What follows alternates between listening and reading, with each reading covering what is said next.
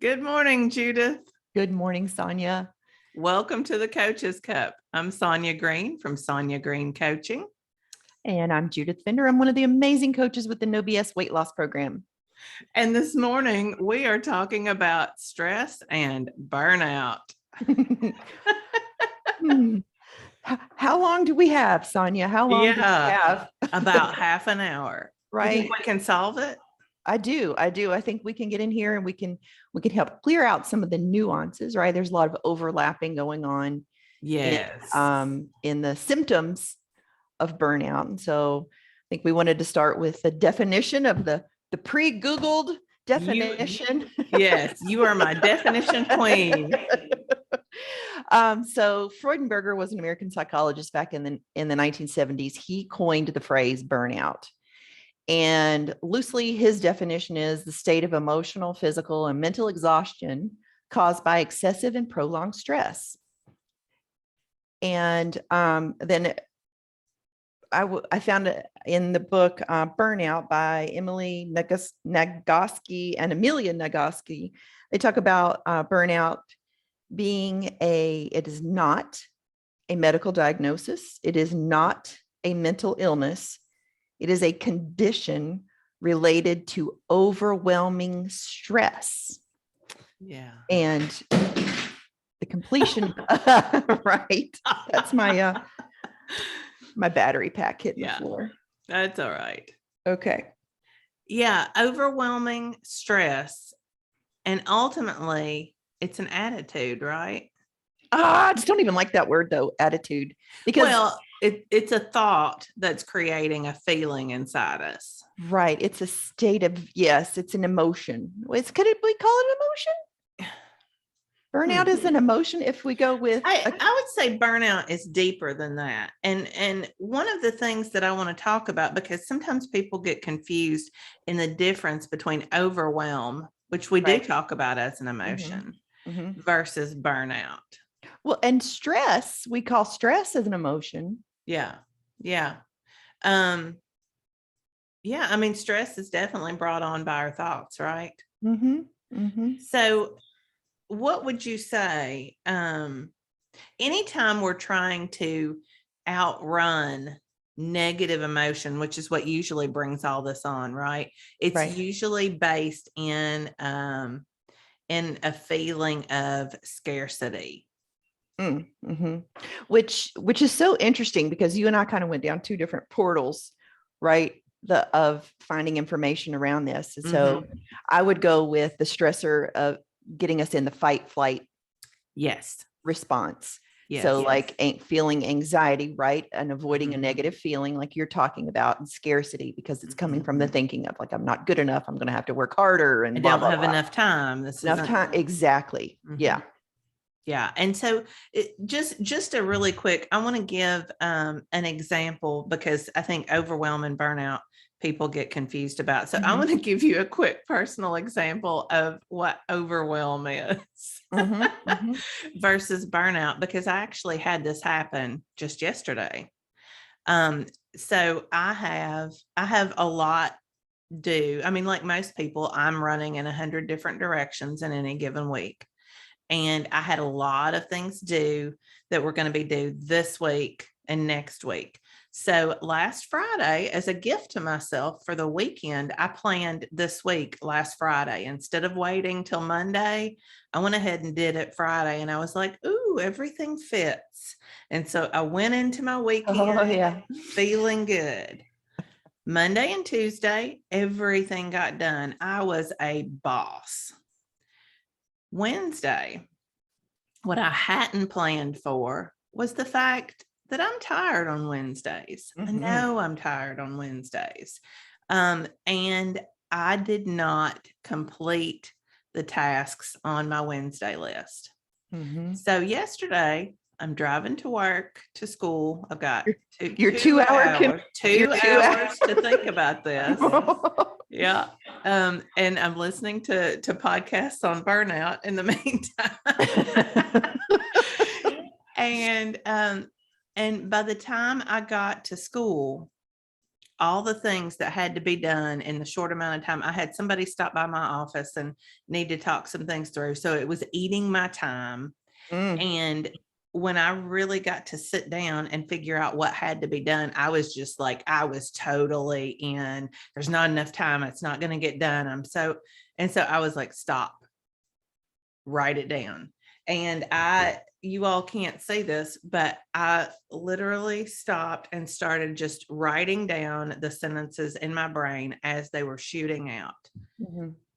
And by the time I have a pretty good paragraph here, but by the time I got about 2/3 of the way down, my next sentence was, none of these thoughts are serving me. They keep me spinning. I can rid my brain of them now. I will mentally flush them down the drain.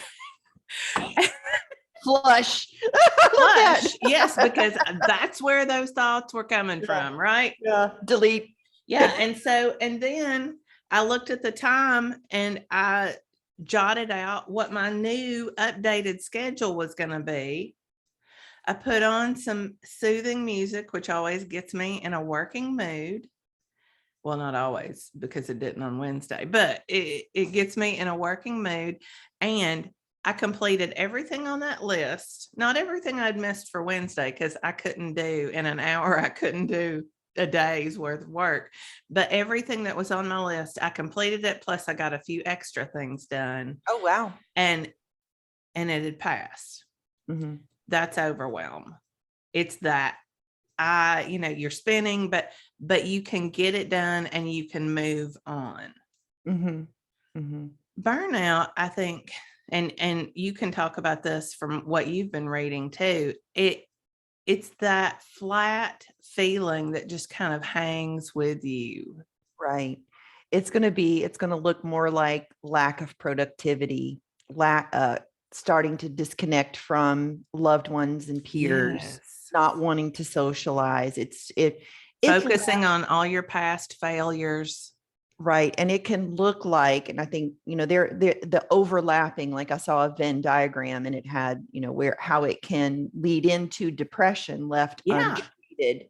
Absolutely. That burnout, like it goes through the phases, because again, you have that anxiety kicking in, and in the beginning of burnout, it can, and how the cycle keeps repeating itself is because you will go through the phases. Like, had you not completed this cycle you just did, and not gotten things accomplished and told yourself a shitty story, then it could have looked something like you going to sleep, waking up the next day, telling yourself, I'm just going to have to work harder. I'm going to have to do this. And I'm going to get this, and start trying to think it's about tightening down and tightening down. And that just in itself creates more of the feelings, because you cannot, and I'm going to go there, like that executive function becomes compromised. Yes. Compromised. I have been there. I'm like, I'm no way off, but it's that. Yeah. You can't produce. You can't function on some level. It's real. So it can come from burnout left untreated, for lack of a better word. Yes. Like unmanaged. Unmanaged, right. And that's without, and it comes back to so much what we teach our clients and with life coaching is, learning to feel your feelings, learning to tap into your body and recognize an emotion and let the emotion cycle through, and asking yourself, what do I need? And how to complete those cycles of feeling your emotions. Yeah. Yeah. It's easy to get into the cycles like overwhelm and stress. They're around us all the time. But it's really, I think, like what you said, it's stopping them, letting that emotion play through, journaling through like I did yesterday. That cycle that had been building since I didn't honor my calendar on Wednesday, it had been building. I wasn't focused on it completely, but it was in the back of my mind, which I think is even worse when we keep pushing it. Yeah, go ahead. Yeah, well, I was even going to offer to you thinking about, so there was Wednesday, you not getting things done. And then there's that 2 hour car ride where you got to build up all the stress, right? Tell the All story, the story. try to figure it out. Yeah. And according to what the completion of the stress cycle would have been like you getting out of the car, right? And like, so we hear so much about, the caveman brain, right? The habit brain. So your perceived threat would be, the tiger, the lion chasing you in that 2 hour car ride, and you are literally immobilized sitting there. Yeah. But it's playing out in your brain would be getting out of the car, going for a walk, burning out, finishing the cycle. But I think I would offer that your journaling did do that. Like you're creating the awareness and just someone who's advanced in thought work and that understanding. Yeah. Yeah. And that's what, for our listeners, there, if you're not in burnout, if you're just in that scarcity cycle that we all get in from time to time, not good, especially women, right? It is. It's according to the Nagoski sisters and their data, that it is more pervasive in women than men, and women fall into the emotional exhaustion. Yes. Men fall into the depersonalization component. Yes. And I think that's important to talk about for just a minute, because if I have seen that happen in couples. I've coached women who have talked about that in their husbands, their husbands kind of separating themselves from the family, just not being emotionally connected. And sometimes that's our own expectation. I think one of the things that we have to overcome as men and women is projecting our own thoughts or our own ways of handling things onto that person of the opposite gender, so that we think men need to talk about it. Yeah, that's not necessarily the way it goes, but they do tend to separate themselves from family. That tends to be like one of those first tier things that happen. Which also, a lot of this data gets into the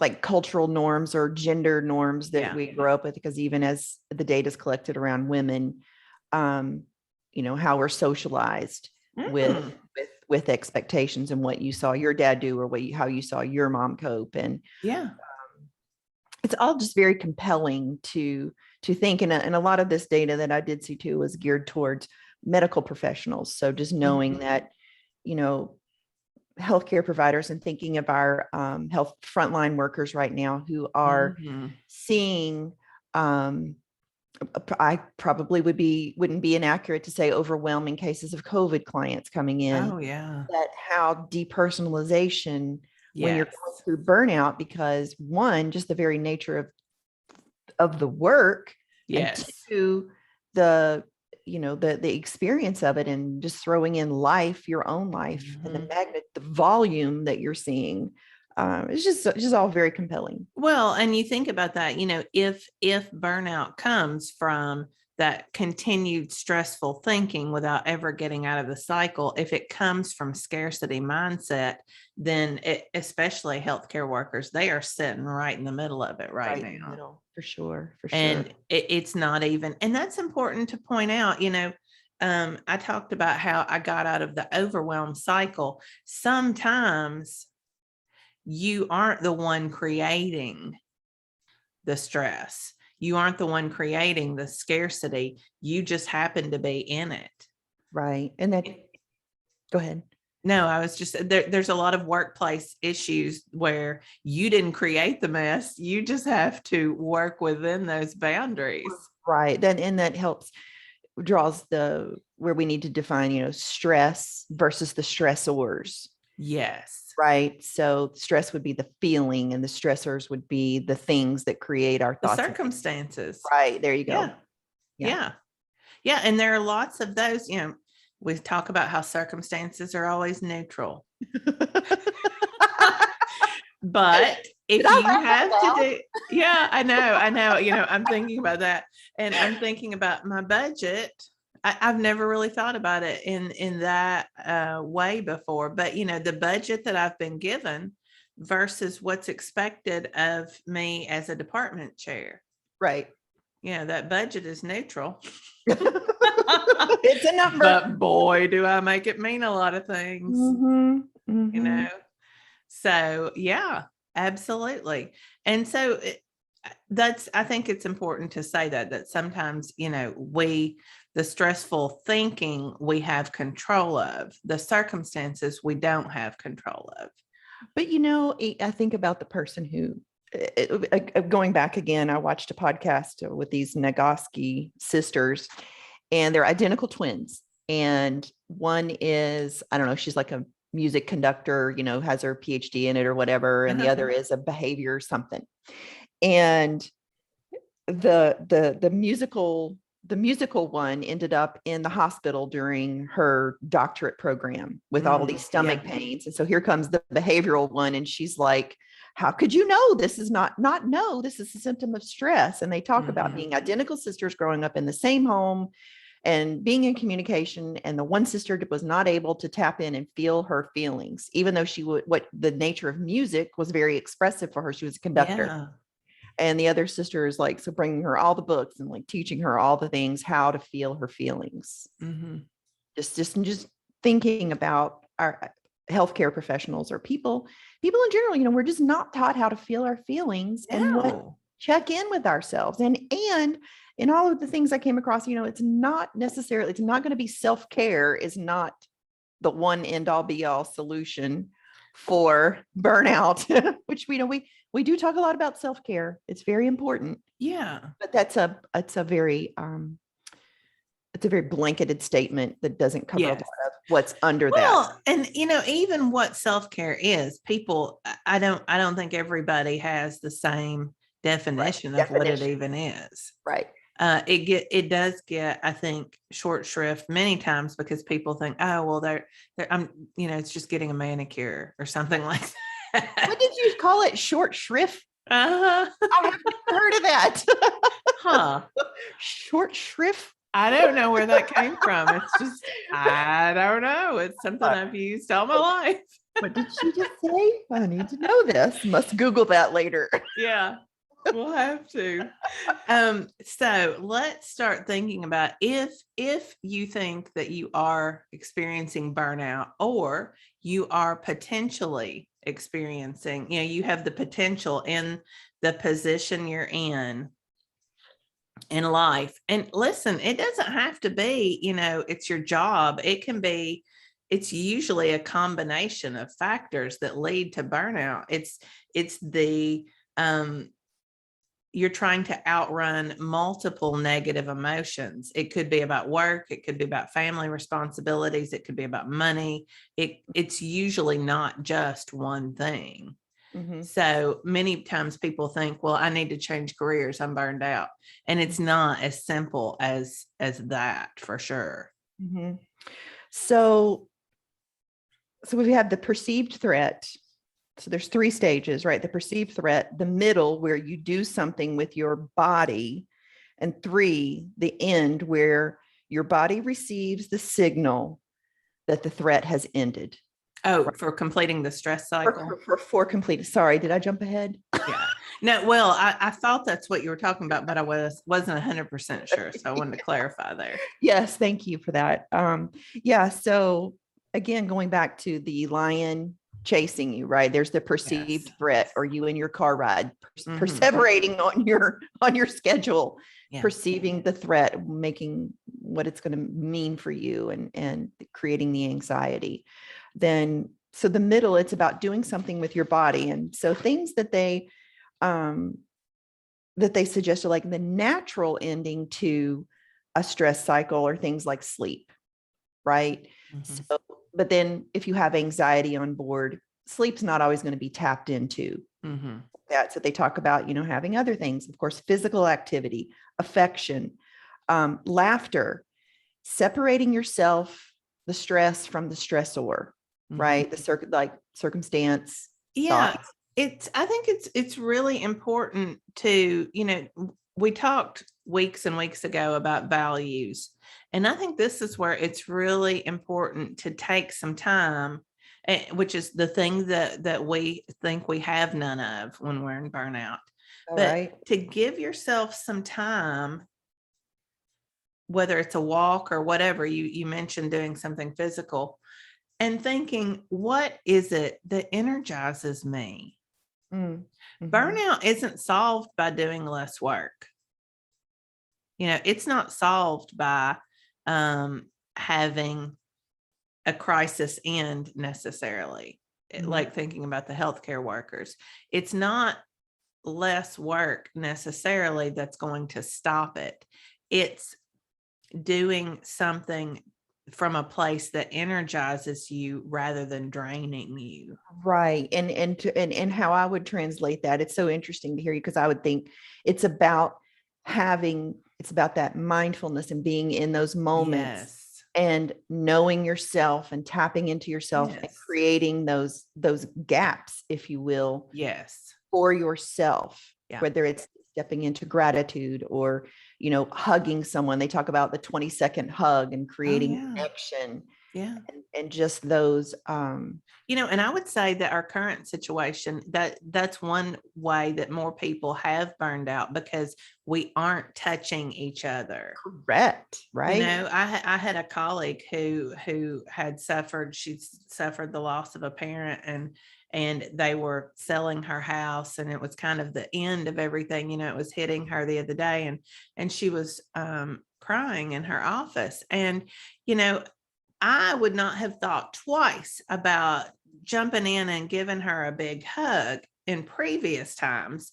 And, now we're both masked. She's at a higher risk. And, so I did hug her, but I hugged her very briefly, and not like I would have before. Yeah. And that we're all missing that physical touch, which I think probably helps to increase that level of burnout. It totally, the human connection. So there was a quote in the book about humans. These sisters said we're 90% chimp, right? Meaning our habit brain.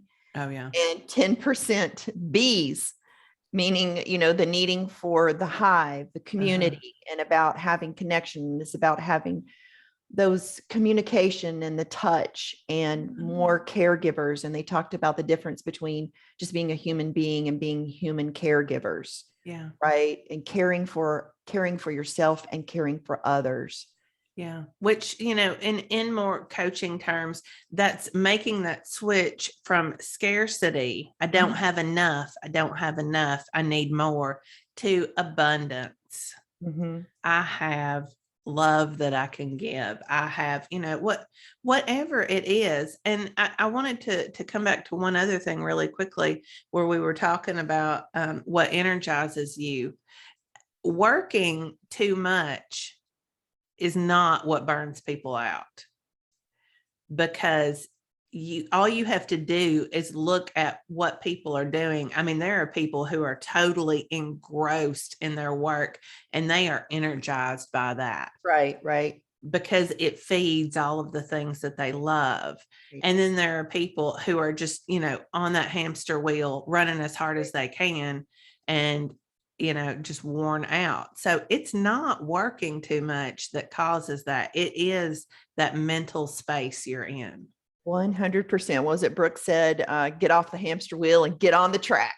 Yeah. Yeah, exactly. I knew I had heard that somewhere. Yeah, not original. I'm like, I'm going to use that today. I'm going to use that today in my coaching. Yeah. I seriously, at least once a day, someone will come to me. I'm on that hamster wheel. Yeah. Like, okay, let's Get talk off about that. Yeah. And I mean, so find out, give yourself the space to think about what energizes you. And, maybe it's not your job, but you can do other things. You can fill that time. That's the self-care part of it. What is it that energizes me? What feeds my soul? Right. And, then you can start making decisions. But you're right. It's sleep. It's eating right. It's the four basics, as we call it over at No BS. Well, yeah, that's it's so absolutely. simple, and it's so true. It is that mindset of It's living simple, your but best it's life. not. Yeah.